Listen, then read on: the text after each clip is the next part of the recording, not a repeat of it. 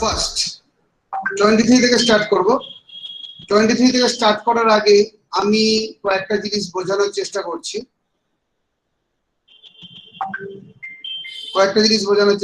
সেটা হচ্ছে, যেটা বোঝানোর চেষ্টা করছি সেটা হচ্ছে দুটো জিনিস নিয়ে এখানে বলবো আজকে। ফার্স্ট, একটা হচ্ছে ডিসকাউন্ট। আমি একটু ব্রড করে দিচ্ছি। First I will discuss about the discount.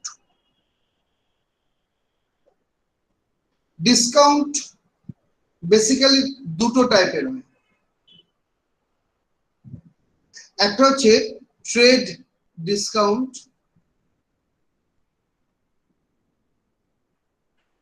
একটা হচ্ছে ক্যাশ ডিসকাউন্ট। একটা ট্রেড, একটা cash. What is the main features in trade discount? এর কোনো জার্নাল এন্ট্রি হয় না, নো জার্নাল এন্ট্রি।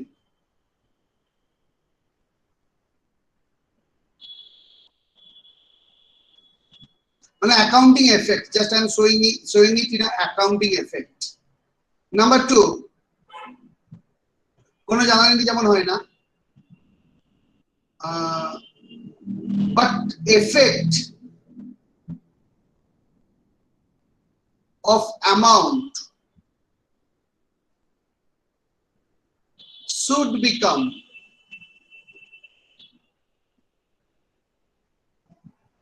মানে অ্যামাউন্টে যে এফেক্ট হবে সেটা অবশ্যই এখানে আসবে, কিন্তু কোনো জার্নাল এন্ট্রি এটার হবে না। Now coming to the cash discount. What is the features of cash discount? Number 1, there has a journal entry.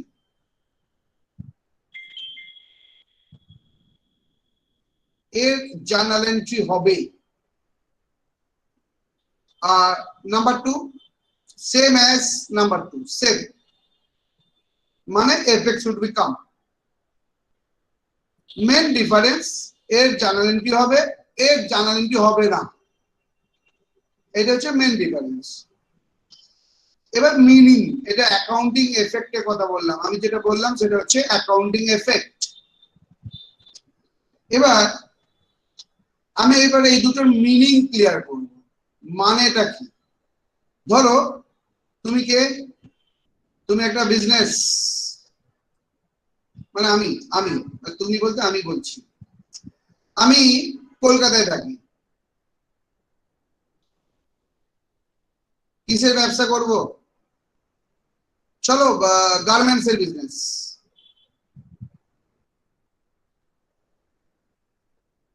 আমার গার্মেন্টস এর বিজনেস, আমি কলকাতায় থাকি। আমি গার্মেন্ট কিনতে কোথায় যাব? আমি গার্মেন্ট কিনতে দিল্লি চলে যাচ্ছি বা লুধিয়ানা ওই সাইডে চলে যাচ্ছি। সেখানে একটা মহাজন আছে, সেখানে একটা মহাজন আছে।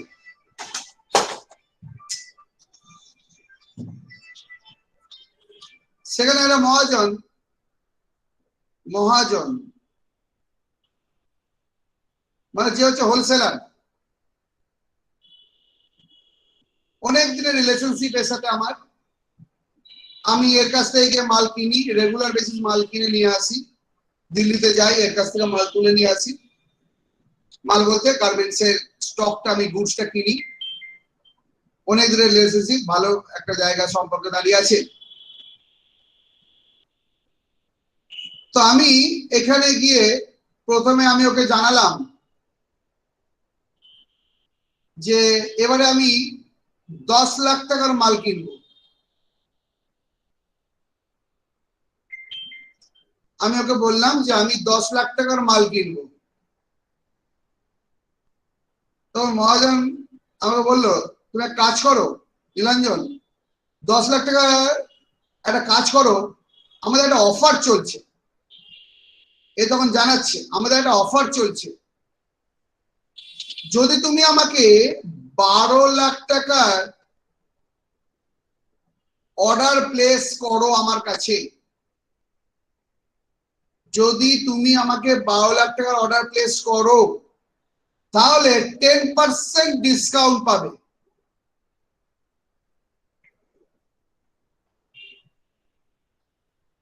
যে অফারটা দিল, আমরা তো বিজনেসম্যান, সঙ্গে সঙ্গে ক্যালকুলেশন করা শুরু করলাম। 12 লাখ ক্যালকুলেটর নিয়ে বসে গেলাম। আমি 10% ডিসকাউন্ট মাইনাস করছি, তাহলে 1,20,000 টাকা মাইনাস করলে এসে দাঁড়াচ্ছে 10,80,000।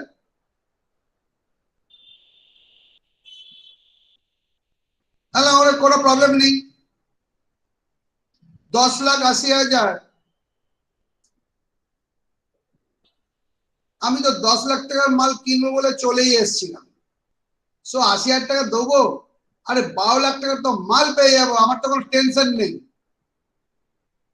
আমি তো 12 লাখ টাকার মাল পাবো, অসুবিধা কি আছে? মাত্র 80,000 টাকা দিয়ে আমি এতটা গেইন করবো। So now I am placing a order finally, মানে placing a order finally 12 lakhs।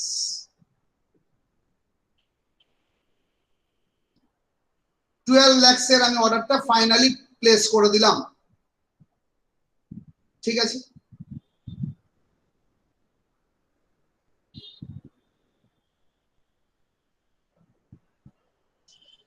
আমি যখন 12 লাখ টাকা ফাইনালি অর্ডার প্লেস করলাম, আই এম গেটিং 10% ডিসকাউন্ট।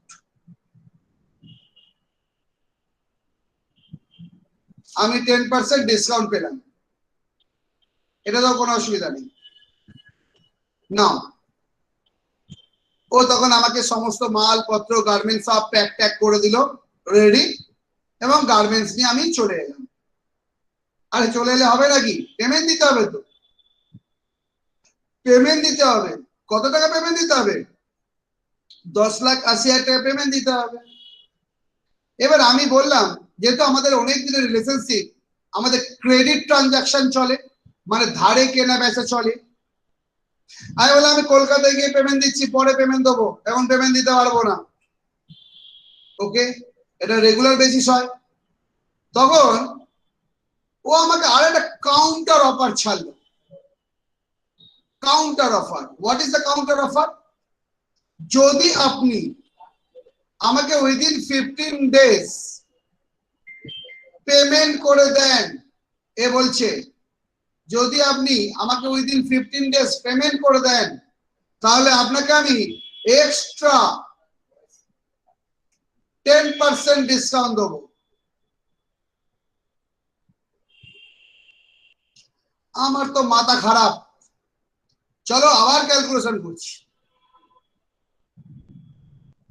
10% এটার উপর ছাড় পাবো 1,08,000 টাকা। তাহলে আলটিমেট কত হলো? 9,72,000। তাহলে আমি দেখলাম আমি 10 লাখ টাকার মাল কিনতে এসে 12 লাখ টাকা পাচ্ছি, এবং আমাকে আলটিমেট ওকে পেমেন্ট করতে হবে 9,72,000 if I will pay it within the 15 days।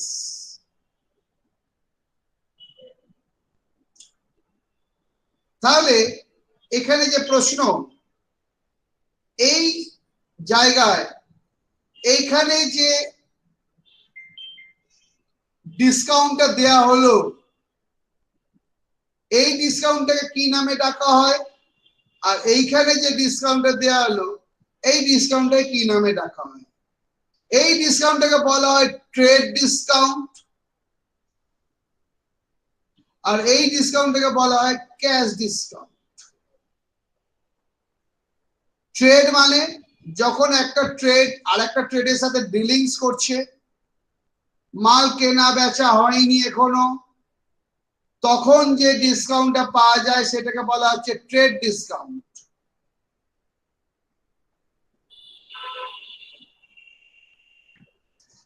আর যখন পেমেন্ট রিসিভ এবং পেমেন্টের জন্য ক্যাশ, যখন পেমেন্টের টাইম চলে আসে, তখন যে ডিসকাউন্টটা পাওয়া যাচ্ছে সেটা ক্যাশ ডিসকাউন্ট বলে। ক্যাশ পেমেন্ট এবং ক্যাশ রিসিভের ক্ষেত্রে যখন ডিসকাউন্টটা পাওয়া যাচ্ছে, তখন তাকে বলা হচ্ছে ক্যাশ ডিসকাউন্ট।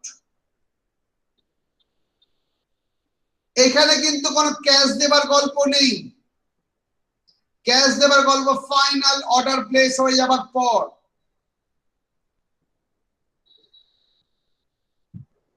টার্ম দুটোর মানে ক্লিয়ার হলো?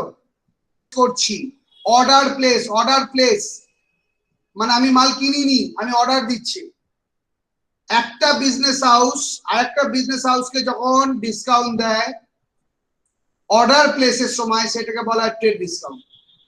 ট্রেড মানে বিজনেস। এটা কমার্সে বা বিএসটি সাবজেক্টে পড়েছিস, অলরেডি রয়েছে ফার্স্ট চ্যাপ্টারে।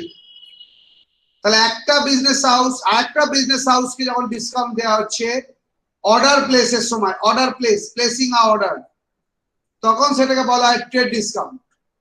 এবার অর্ডার প্লেসের পরে তো পেমেন্টে গল্প, মাল রেডি হবে তারপর তো পেমেন্ট আসবে।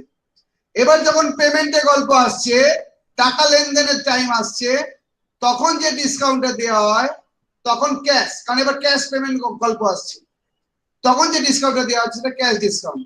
এবার আমি তোমায় সিম্পল ভাবে বলছি, তুমি বিগ বাজারে গেলে, বিগ বাজারে গিয়ে দেখছো ডিসকাউন্ট আপ টু ডিসকাউন্ট 70%। এই ডিসকাউন্টটা কি ডিসকাউন্ট, ট্রেড আর ক্যাশ? তুমি ক্যাশটা দিয়ে তবেই ডিসকাউন্ট পাবে, নালে পাবে না। ক্যাশ পেমেন্টের সাথে রিলেটেড এটা। তুমি গেলে, তুমি বিগ বাজারে বললে আমি 10 দিন বাদে তোমাকে পেমেন্ট দেবো, দাও তো আমায় এতগুলো গার্মেন্টস, দেখি তো তোমায় কত ক্যাশ ডিসকাউন্ট দিয়ে পেমেন্টটা তোমায় গার্মেন্টস দেয়, দেবে না। That is the cash discount. Feature से आए, no journal entry. ট্রেড ডিসকাউন্টে বলেছি কোনো জার্নাল এন্ট্রি হয় না। Effect of amount should become, আমি পারচেজ করেছি, আমি এখানে একটু ল্যাঙ্গুয়েজটা লিখে দিচ্ছি।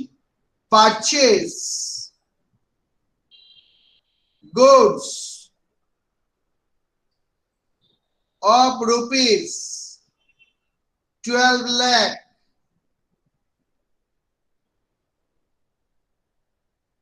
from Mr. X with trade discount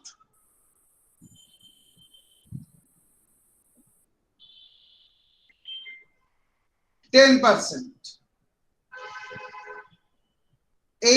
এইটুকু প্যারাগ্রাফের মানে তো তাই দাঁড়ায়,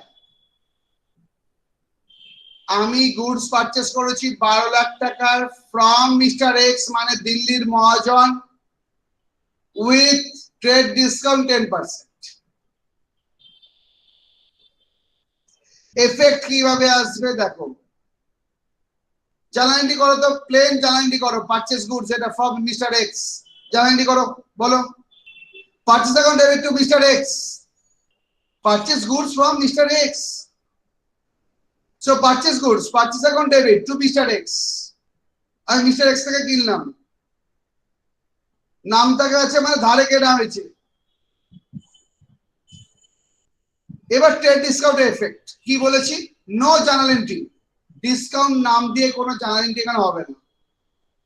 effect of amount should become, amount effect হবে, অ্যামাউন্টটা এখানে বসবে 10,80,000। আমি 12 লাখ লিখবো না, আমি ট্রেড ডিসকাউন্টের টাকাটা বাদ দিয়ে এই অ্যামাউন্টটা লিখবো, বোঝা গেল? পেমেন্ট বা paid to mister X the above amount and received discount 10%। লাইনটা মানে বোঝা গেল? So it's a basically a credit transaction, it's not a cash transaction। এটা তো ক্যাশ ট্রানজাকশন নয়।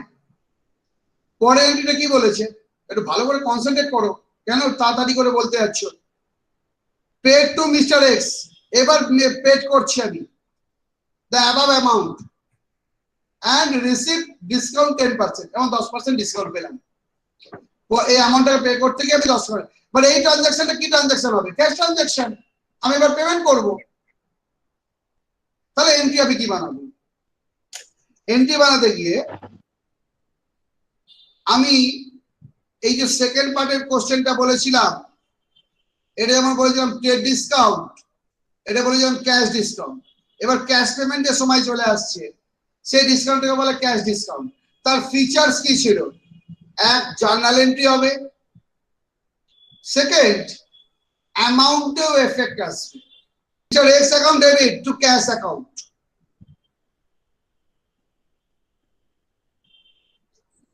So pay to mister x, আমি মিস্টার এক্স কে pay করলাম, আমার কাছ থেকে ক্যাশ চলে গেল, কার কাছে গেছে? মিস্টার এক্স এর কাছে। So mister x account debit to cash account. But mister x মানে দিল্লির মহাজন কত টাকা পেত? 10,80,000। সে পেত 10,80,000, কিন্তু তাকে আমি পে করছি কত টাকা?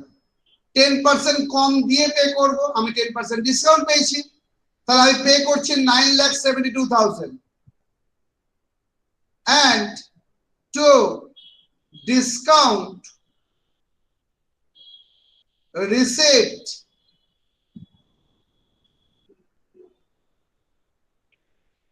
$1,08,000। তাহলে আমি কি বললাম এখানে? ফিচার্স, জার্নাল এন্ট্রি, ডিসকাউন্টের জার্নাল এন্ট্রি হয়েছে। Effect would become, amount effect এসছে।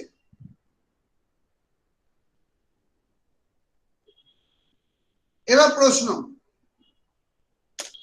এবার যেখানটা আমাদের গুলিয়ে যায়, আমাদের যেটা গুলিয়ে যায় সেটা হচ্ছে ডিসকাউন্টটা কোথায় বসাবো? ডিসকাউন্টটা কোথায় বসাবো? ডেবিটে বসাবো না ক্রেডিটে বসাবো? আমার এইটুকু তো ক্লিয়ার, আমার এইটুকু তো জার্নাল এন্ট্রিটা আমার কাছে ক্লিয়ার, এই দুটো লাইন ক্লিয়ার। অ্যামাউন্ট নিয়ে কোনো প্রবলেম নেই, কারণ মিস্টার এক্স কে দিতে হবে 10,80,000, আমি এটা লিখে রেখেছি তার নামে খাতায়। তো 10,80,000 অ্যাকাউন্টে তো সেটেল করতে হবে, এইটুকু নিয়ে প্রবলেম নেই। প্রবলেমটা চলে আসছে ডিসকাউন্ট নিয়ে, এখানটা বাচ্চাদের প্রবলেম হয়। তো এর জন্য আমার কাছে একটা স্টোরি আছে, আমি জানি সেটা তোরাও ভুলে যাবি। আমি যেটা সব গল্প করে করে বলার চেষ্টা করি যাতে মনে থাকে লং টার্ম। তো আবার একটা স্টোরি আমি বলছি, ভালো করে মন দিয়ে শোন। হচ্ছে আয়ুষ, আমাদের পেয়ারি বাচ্চা আয়ুষ এখন বড় হয়েছে। এই আশেপাশে কেউ নেই তো? মা বাবা কেউ নেই তো? সিরিয়াসলি, আয়ুষ একটু বড় হয়ে গেছে, 11-এ পড়ছে। আয়ুষের একটা গার্লফ্রেন্ড আছে। এটা আয়ুষের গার্লফ্রেন্ড, এটা আয়ুষের গার্লফ্রেন্ড জিএফ। এবার হয়েছে নাকি আছে, আয়ুষের গার্লফ্রেন্ড কি করেছে, দুজনে মিলে অনেকদিন লকডাউনে যেতে পারিনি, কোথাও ঘুরতে যেতে পারিনি, কোনো রেস্টুরেন্টে খেতে পারিনি, একদম বিরক্তিকর লাগছে, সারাদিন ফোনে কথা বলছে, ঝগড়া ঝাঁটি অশান্তি হয়ে যাচ্ছে, কাজে কাজ কিছু হচ্ছে না। সুযোগ পেয়েছে, লকডাউন উঠেছে, ঘুরতে চলো। কোথায় ঘুরতে যাব, কোথায় ঘুরতে যাব? আমাদের খুব ভালো হচ্ছে ইকো পার্ক, খুব সুন্দর জায়গা। তো কি হলো, ইকো পার্কে দুজনে মিলে গেল, বেশ হাত ধরা ধরি করে ইকো পার্কে ঘুরে বেড়াচ্ছে। আয়ুষ আর আয়ুষের গার্লফ্রেন্ড দুজনে মিলে খুব ইকো পার্কে ঘুরেছে। ঘুরতে ঘুরতে এখন গরমের সময়, ক্লান্তিও হয়ে চলে এসছে, টায়ার্ডনেস আসছে, খিদেও পেয়েছে। তখন এক কাজ করলো, চলো খাওয়া যাক। এবার ইকো পার্কের ভেতরে যে খাবারগুলো, আমি দুটো জিনিস প্রবলেম দেখেছি। একটা হচ্ছে বাসি খাবার থাকে বেশি, আর দাম বেশি, কোয়ালিটি অতটা ভালো নয়। তো ইকো পার্কে খেয়ে লাভ নেই, কারণ আমাদের চিনার পার্কে প্রচুর রেস্টুরেন্ট আছে। তো একটু প্ল্যানিং হলো বিরিয়ানি খাবো আমিনিয়াতে এসে। তো দুজনে মিলে আমিনিয়াতে চলে এলো, টেবিলে বসে গেছে, এইদিকে একজন বসে গেছে, এইদিকে একজন বসে রয়েছে টেবিলে। হ্যাঁ, একদম প্লেটে গরম গরম বিরিয়ানি এসছে, একদম মাটনের পিস, চিকেনের লেগ পিস, সব ধোঁয়া উঠছে একদম। দুজনে মিলে বেশ সুন্দর করে বিরিয়ানি খেলো, জবরদস্ত বিরিয়ানি খাওয়া দাওয়া হয়ে গেছে। বিরিয়ানি খাওয়া দাওয়া হয়ে যাওয়ার পর এবার বিলটা কে পে করবে? বিল এসে হাজির, ধরে রাখো 600 টাকা বিল এসছে, বিলটা কে পে করবে? আয়ুষ না আয়ুষের গার্লফ্রেন্ড? বিলটা পে করবে আয়ুষ। একদম একটু প্রেস্টিজের ব্যাপার আছে, গার্লফ্রেন্ডকে নিয়ে বেরিয়েছে, ওকেই খাওয়াতে হবে, আয়ুষ 600 টাকা বিল পে করবে।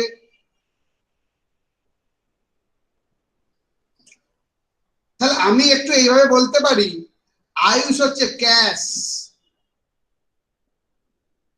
আর আয়ুষের গার্লফ্রেন্ড ফ্রিতে খেলো, সে হচ্ছে discount.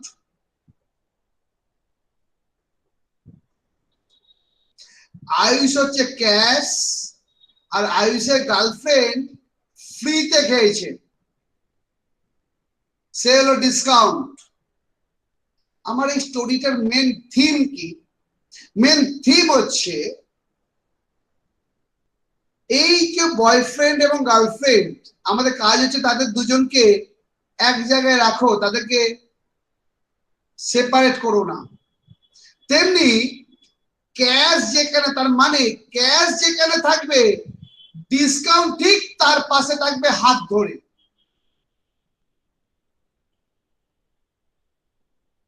A boyfriend A girlfriend, ঠিক ক্যাশ যেখানে থাকবে তার গার্লফ্রেন্ড ডিসকাউন্ট একদম হাত ধরে পাশে বসবে।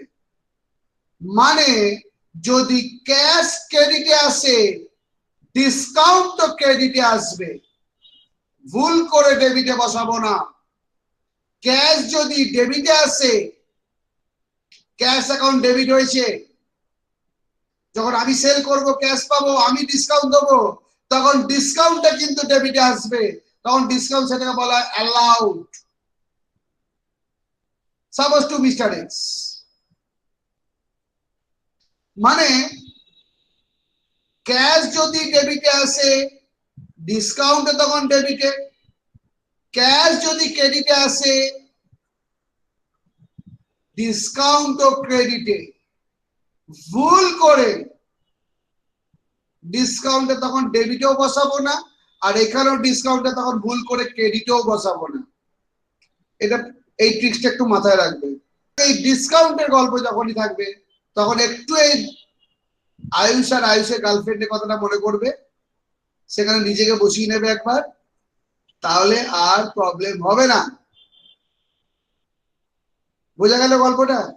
একটা জিনিস বুঝেছিস, একটা জিনিস কি বুঝেছিস, ট্রেড ডিসকাউন্ট যে দেয়া হয় তার ওপর ক্যাশ ডিসকাউন্টের অ্যামাউন্টে চাপে।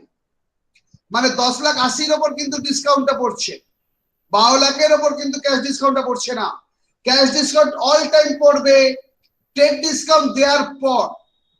মানে ট্রেড ডিসকাউন্ট আমি দিয়ে দিয়েছি, এটা দেওয়ার পর যে অ্যামাউন্ট তার ওপর কিন্তু ক্যাশ ডিসকাউন্টটা পড়েছে। ক্যাশ ডিসকাউন্ট কিন্তু 12 লাখের ওপর হয়নি। ঠিক আছে, চলো এবার কোশ্চেন সলিউশন শুরু করো। গল্প বোঝা গেল? এবার আমরা গল্পটা ইরেজ করে দিচ্ছি, ইরেজ করছি না, একটু রাখছি। নাও 23 তারিখের এন্ট্রি। আমি একটা দুটো এন্ট্রি করবো, বাদ বাকি সব তোমাদের করতে হবে। Purchase goods 1000, trade discount 10%। যারা এন্ট্রি বলো। Purchase account debit to cash account. Very good. এবার এখানে কি ডিসকাউন্ট আছে? ট্রেড। সো কোনো জার্নাল এন্ট্রি হবে না এই ডিসকাউন্টে, মানে আমি ডিসকাউন্ট রিসিভ, ডিসকাউন্ট অ্যালাউড এরকম কোনো টার্ম লিখবো না। তাহলে কি হয়? অ্যামাউন্ট এফেক্ট আছে। 1000 টাকা ছিল, 1000 থেকে -10% করে দিলে 100 টাকা হয়, বাদ দিলে 900 টাকা হয়। তাহলে এই অ্যামাউন্টটা লিখবো 900, 1000 কিন্তু লিখবো না। আর ডিসকাউন্টের 100 টাকাটা শো করবো না এখানে। কি বললাম বোঝাতে পারলাম? কেন শো করবো না জানো? কেন শো করবো না? আমি যখন এর কাছ থেকে কিনছি, বিল অ্যামাউন্ট তো 900 টাকা, 1000 টাকা তো নয়, আমার বিল হবে কত টাকার বিল হবে? 900 টাকার বিল। আমার ট্রানজাকশনটাই তো হচ্ছে আলটিমেট 900 টাকা। অফার তো প্রথমেই ছেড়ে দিয়েছে, ট্রানজাকশনটা তো আর 1000 টাকার উপর হচ্ছে না। এই জন্যে এটা কোনো এফেক্ট আসে না। আর যদি মাথা না ঢোকে জাস্ট মুখস্থ রাখ, ডিসকাউন্টে কোনো এফেক্ট আসে না।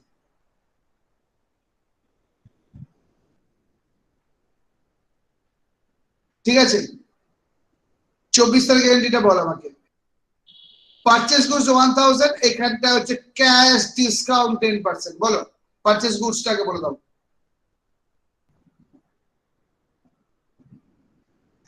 আগে তো বসাও। আচ্ছা, এখানে কি ডিসকাউন্ট রয়েছে? Cash discount. তাহলে এখানে জানা এন্ট্রি হবে। তাহলে কোথায় বসাবো? ক্যাশ ডিসকাউন্টটা কোথায় লিখবো? ডিসকাউন্টটা কোথায় লিখবো? ডিসকাউন্ট টার্মটা কোথায় লিখবো? ক্রেডিটে। গার্লফ্রেন্ডকে একদম মানে ইয়ে করবি না কিন্তু, এটা ক্যাশে গার্লফ্রেন্ড পাশাপাশি রাখবি, আলাদা ভুল করে করবি না একদম। এটা আমার এন্ট্রি। এবার অ্যামাউন্ট নিয়ে চিন্তা করো। এখানে আমি পারচেস করেছি 1000, এখানে 1000 লেখা হবে, 900 লেখা হবে না। এটাই ক্যাশ ডিসকাউন্ট 10% আছে, মানে ডিসকাউন্ট হচ্ছে 100 টাকা আর ক্যাশ হচ্ছে 900 টাকা।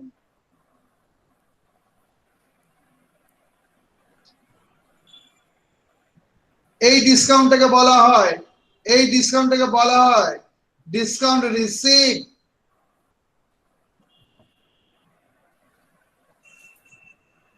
Discount received. এটা ট্রেড ডিসকাউন্ট আছে, জাস্ট ডাইরেক্ট অ্যামাউন্টটা অ্যাডজাস্ট হয়ে বেরিয়ে বসে আছে।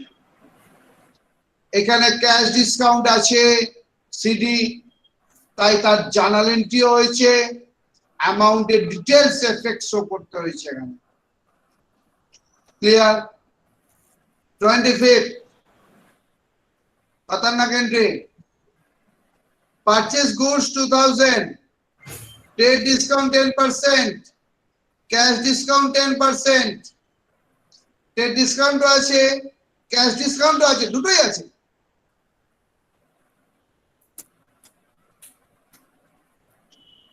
নাও একটা জার্নাল এন্ট্রি হবে, একটার মধ্যেই করতে হবে। হ্যাঁ, মানে মোদ্দা কথা জার্নাল এন্ট্রি বলে কমপ্লিট বল। জার্নাল এন্ট্রি কি হবে?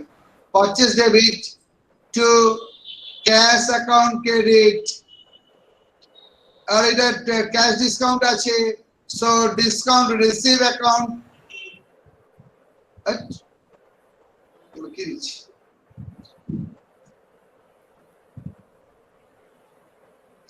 Purchase account debit to cash account to discount receive account.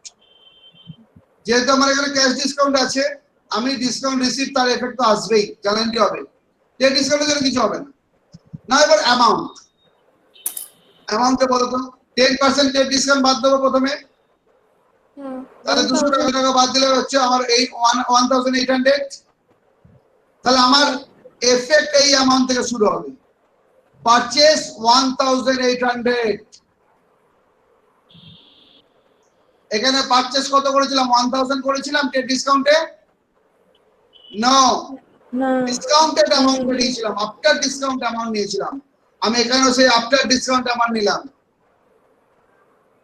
নাও নাও এটা ট্রেড ডিসকাউন্ট চলে গেল। তারপর আছে ক্যাশ ডিসকাউন্ট 10%, আবার 10% ক্যাশ ডিসকাউন্ট কার উপর দেবো? এই অ্যামাউন্টের উপর 180। তো দ্য অ্যামাউন্ট 1620। তাহলে 1620 আমার কি হলো? Cash payment and discount 180, cash discount 180 CD। বুঝা গেল? 26, 27, 28 তিনটে সেলের এন্ট্রি বলো। 26 তারিখে cash account debit to sales account credit, amount বলো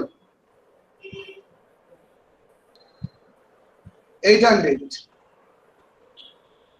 চলো 27 তারিখ বলো। Very good.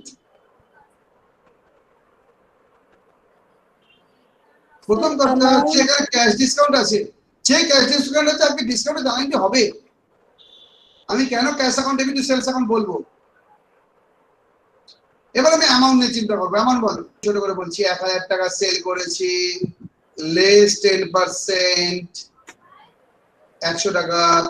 এই 900 কি?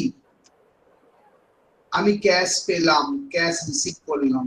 টাকা সেল করেছি, 10% ডিসকাউন্ট তাকে দিয়েছি, আমি 900 টাকা পেলাম। সো ক্যাশ 900, ডিসকাউন্ট 100, সেল করেছি 1000। এবার ক্যাশ অ্যাকাউন্ট আর এরকম বলবি, তখন আমি নিজে মোটিভেট হই, জানিস তো, তখন আমার মোটিভেশন 100% চলে আসে। অ্যামাউন্ট বলো তো দেখি এটা। ঠিক আছে, আমি এবার অ্যামাউন্টটা যোগ বিয়োগ করে নিই, ঠিক আছে কিনা আমরা চেক করে নেবো। আমার 2000 এর গুডস ছিল, টেক ডিসকাউন্ট 20%, লেস 20%, 2 দুগুণে 4, 400 টাকা বাদ গেল, তাহলে অ্যামাউন্ট হচ্ছে 1600। এবার 1600 এর উপর ক্যাশ ডিসকাউন্ট আছে 10%, অ্যামাউন্ট ঠিক আছে 1440। তাহলে আমার ক্যাশের গল্প হচ্ছে 1440। একদম ঠিক ধরেছিস, কোনো অসুবিধা নেই। ক্যাশের গল্প হচ্ছে 1440, ক্যাশ ডিসকাউন্ট 160, দিস আর 1600। নেক্সট হচ্ছে 29, goods return by mister Sujal. আমি বুঝিয়ে দিচ্ছি এটা। Goods return by mister Sujal মানে সুজল গুডসটা আমাকে ফেরত দিয়েছে। সুজল গুডসটা আমাকে ফেরত দিয়েছে, তাই তো মানে লাইনটা। তাহলে আমার কাছে কি এসছে? ফেরত গুডস এসছে, রিটার্ন গুডস এসছে। রিটার্ন আমার কাছে এলে তাকে বলা হয় return inward. Return inward another name পরে বলছি আমি। Return inward account debit to hmm? Sujal. এটা বোঝাচ্ছি।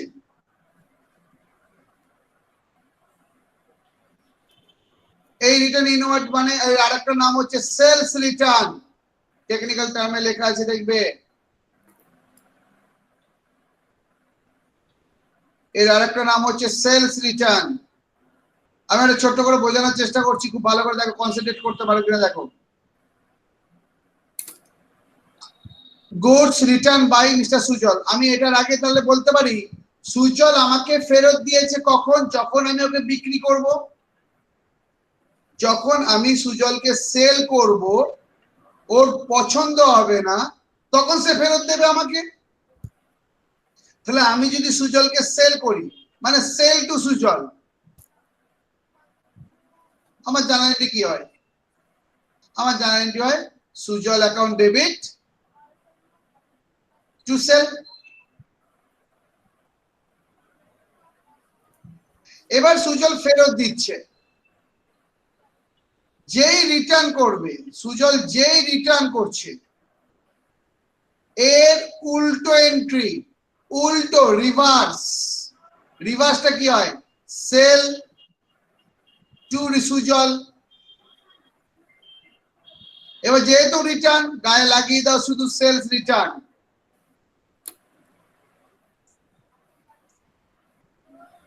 দেখো তাই করা হয়েছে। মানে আমি সুজলকে বিক্রি করেছিলাম, সুজল ফেরত দিয়েছে। এটা আমি তোমার আরো ডিপলি চিন্তা করার জন্য আমি জায়গাটাকে বুঝিয়েছি। নরমালি আমাদের কি এলো কি গেল দিয়ে আমি আরামসে করতে পারবো। আমার কাছে কি এসছে? গুডস ফেরত এসছে। ফেরত মানে ইন করেছে, ইন করেছে মানে রিটার্ন ইনওয়ার্ড। কি গেছে জানি না, কার কাছ থেকে ফেরত এসছে? মিস্টার সুজল। অ্যান্সার বেরিয়ে গেল। পরে অ্যান্সারটা দেখো, কোশ্চেনটা দেখো, 30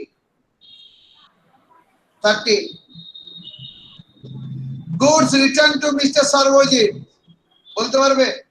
ছিল মিস্টার সর্বজিৎ দেবী Sarbajit debit to return outward. এটা মানে কি, আমি সর্বজিতের কাছ থেকে পারচেজ করেছিলাম, আমি ওকে ফেরত দিলাম, তাহলে এটা পারচেজ রিটার্ন, রিটার্ন আউটওয়ার্ড, এটা one type of purchase return. এবার কি এলো, কি গেল, আমার কাছ থেকে রিটার্ন গুড গেল, কি এসছে জানি না, কার কাছে গেল, সর্বজিতের কাছে। সর্বজিৎ এখন debit to be return outward, আমি ডেবিট কে রুলস দিয়ে এদিকে বেরিয়ে যাব।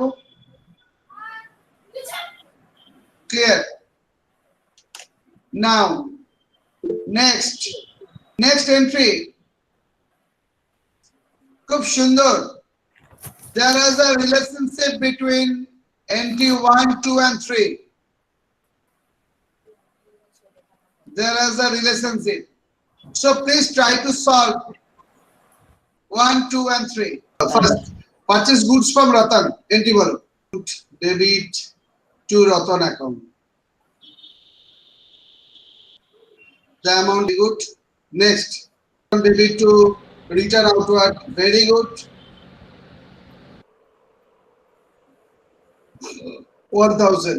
Then debit to bank account, credit to discount allowed,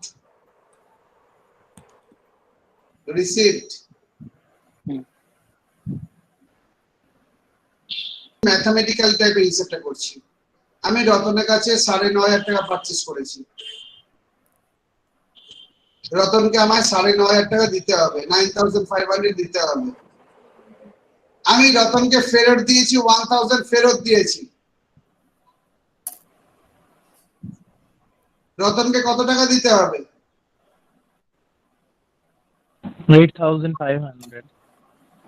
Ratan account credit 9,500, আমি ডেবিট ক্রেডিট কেটে যায় দেখিয়েছিলাম। রতন ডেবিট আছে 1,000, তাহলে এটা ব্যালেন্স থাকবে 8,500। এখানে রতন 8,500 ক্রেডিট, এখানে রতন 8,500 ডেবিট, আলটিমেট কেটে গেল। পারচেজ রিটার্নের সাথে পারচেজ রিটার্নের কাটাকুটি হয়, আলটিমেট এন্ট্রিটা কি দাঁড়ালো? আলটিমেট এন্ট্রি দেখ, এই পারচেজ ডেবিট 8,500 টু ব্যাংক 8,000 আর 500 ডিসকাউন্ট, আলটিমেট এন্ট্রি এটা এসে দাঁড়িয়েছে। সব কেটে গেছে এন্ট্রি করে। আমি 8,500 টাকার গুডস কিনেছি, আমি 8,000 টাকা পে করেছি, 500 টাকার ডিসকাউন্ট পেয়েছি। এই তিনটে ট্রানজাকশনের একসাথে কিউমুলেটিভ, সেটাই বলেছি কি বলেনি? তো রতনের কাছ থেকে আলটিমেট কত টাকার গুডস কিনেছি? 8,500, আমি তাকে পে করেছি 8,000। এটা কাটাকুটিটা না করলে হয়, যদি বুঝতে অসুবিধা হয় কাটাকুটি বাদ দে, কনফিউজড হবে আরো বেশি, এতটা চিন্তা করে লাভ নেই এই মুহূর্তে। প্লেন সিম্পল ভাব, ছেড়ে দে, অত ভাবতে হবে না এখন। পারচেজ অ্যাকাউন্ট ডেবিট, আমি রতনের কাছ থেকে 9,500 টাকার গুডস কিনেছি, সে ফেরত দিয়েছে 1,000 টাকা। প্রবলেম হলে সবসময় এরকম সাইজে একটা ম্যাথমেটিক্যাল ক্যালকুলেশন করবে। রতনকে দিতে হয়েছে আমি payment to Ratan by cheque, রতনকে আমি চেকে অ্যামাউন্ট লিখেছি কত? 8,000 টাকা, তাহলে আমার কাছ থেকে ব্যাংক বেরিয়েছে 8,000। রতন পেত কত? 8,500, তাহলে 8,000 পে করলে 500 ডিসকাউন্ট আছে, তাহলে রতনের অ্যাকাউন্টে অ্যাকচুয়ালি 8,500 টাকা, মানে 9.5 থেকে 1,000 বাদ দিলে 8,500 রতনের অ্যাকাউন্টে থাকে, তার মধ্যে থেকে 8,000 টাকা আমি পে করেছি আর 500 টাকা ডিসকাউন্ট আমি পেয়েছি। তিনটে এন্ট্রি দেখো, সেটার মধ্যে সেম রিলেশনশিপ, এটা সেলস এর সাথে related.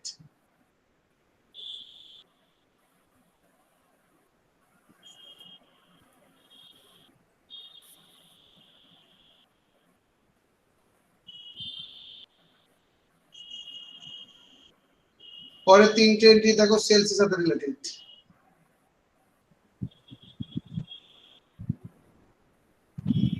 Sold goods credit on Anand and company, বলো নেক্সট এন্ট্রি বলো।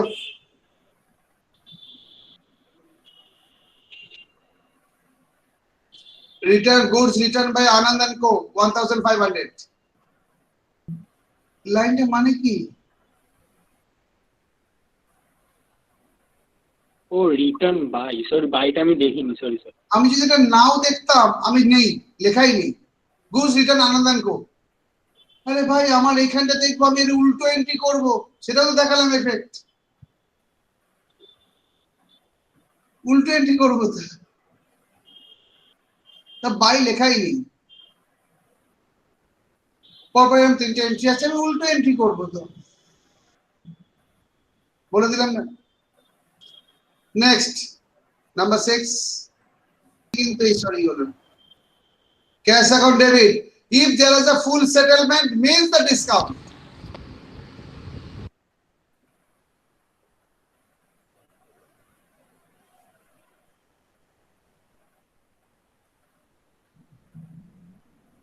অ্যামাউন্ট বসাও, প্রথম হিসেব চলে যায় 10,000 টাকা, রিটার্ন আছে 1,500 টাকা, অ্যাকাউন্ট হিসেব কত আছে 8,500, টোটাল তাহলে Ratan Anand and co 8,500, cash 8,000, discount 500, 8,000 discount 500 to Anand and co. সত্যগেন্দি বলো কি বলেছে? Take receipt from Arman of rupees 2,000 and deposited the same into bank. স্পেসিফিকেশন কি ছিল? আমি যেদিনকে চেক পেয়েছি, যেদিন বলতে 7 তারিখে, সেই দিনকেই চেকটা ব্যাংকে জমা করেছি। এটা হচ্ছে এই এন্ট্রিটার স্পেশালিটি। নেক্সট দুটো এন্ট্রির মধ্যে রিলেশনশিপ আছে। 8 চেক রিসিট ফ্রম হারসেট 5,000। 9 এ কি রয়েছে? Deposited the above cheque into the bank, মানে পরের দিন, আজকে চেক পেয়েছি নেক্সট ডে তে ব্যাংকে জমা করা হয়েছে। সো এন্ট্রি কি করবে এই সিচুয়েশনে? চেক রিসিট ফ্রম হারসেট, আমরা নরমালি কি এন্ট্রি করতাম? Cheque money bank, bank account debit to 9 তারিখে কি করতাম? The above cheque are deposit into the bank. জানেন কি হতো? এই চেকটা চলে যাচ্ছে, চেক চলে যাচ্ছে, ব্যাংক ব্যালেন্স আসছে, তার মানে bank account debit to bank account debit. আমার কাছে তো এই ব্যাংকটা এসেছিল, সেটা চলে গেল। ব্যাংক ডেবিট ব্যাংক ক্রেডিট একই এন্ট্রিতে দুটো ডেবিট ক্রেডিট কি করে হতে পারে? সঙ্গে সঙ্গে তো কেটে যাবে, জিরো হয়ে যাবে, ইনস্ট্যান্ট জিরো হয়ে যাবে। তাহলে এটা হয় না। তাহলে এখানে একটা কনসেপ্ট আছে। কি কনসেপ্ট আছে? কনসেপ্ট হচ্ছে আমি আজকে চেক পেয়েছি, চেকটা পেলেও আমার ব্যাংক ব্যালেন্স কিন্তু বাড়ছে না, তাই আমি এখানে ব্যাংক অ্যাকাউন্ট আমি যে লিখেছি ব্যাংক অ্যাকাউন্ট লেখা যাবে না। আমার কাছে চেক আছে, আজকে আমি ধরে রাখবো আমার চেকটা আমার ড্রয়ারে রয়েছে, এটা ওয়ান টাইপ অফ ক্যাশ, ক্যাশের মতো ধরে রাখবো। আমি এটাকে ধরবো cash, cash account debit on behalf of bank. এই ক্যাশটা নেক্সট দিন ব্যাংকে জমা হচ্ছে, আমার কাছে ব্যাংক এলো, এই ক্যাশটা চলে গেল।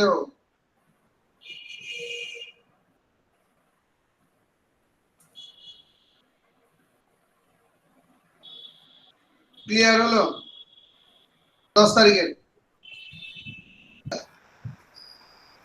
হ্যাঁ হ্যাঁ হ্যাঁ drawings account debit to cash. Just tell me, what do you mean by servant and employee? The difference between servant and employee? Servant আমাদের বাড়িতে যে কাজ করে, পার্সোনাল ইউজ। এমপ্লয়ি আমার বিজনেসে যে চাকরি করে। এমপ্লয়ি আর সার্ভেন্ট টার্মের জন্য চেঞ্জ হয়ে যায়। সো ড্রয়িংস, পরেরটা বলো তো।